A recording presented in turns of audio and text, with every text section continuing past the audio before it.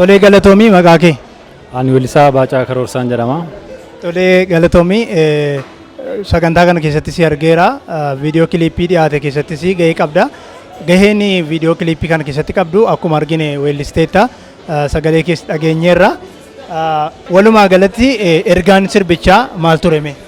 Ergaan sirbichaa waan Oromiyaa keessa ta'aa jiru ilaallate dhibee uummata keenya hundumaa ta'e wanta jiru nagaan akka barbaachisu biyyattiif akka nagaan barbaachisu nagaan qabeenya akka ta'edha.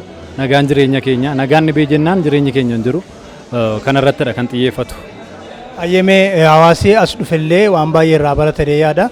Egaa hojii kana keessatti waan baay'ee argineerra miidhamni hawaasa keenya irra gahaa jiru.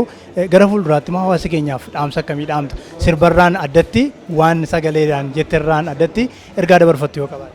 Ergaan ani dabarsuu barbaadu sirbicha irrattis akkuma mul'ate wanti waltaatiidhaan hojjetame kuni akka nagaan barbaachisudha. Nagaan akkuma nama sii kaase nagaan hundumaaf qabeenya. Egaa wal ta'ee kan mari'ate mariidhaan wanta hiikamuu danda'u irratti nagaa bade kana deebisuun hin danda'ama. Ammallee waliin mariin barbaachisa. Kana dhaamsee ani qabu mariidhaan wanta hundumaa furuun akka danda'amudha. Ayyee galatoome.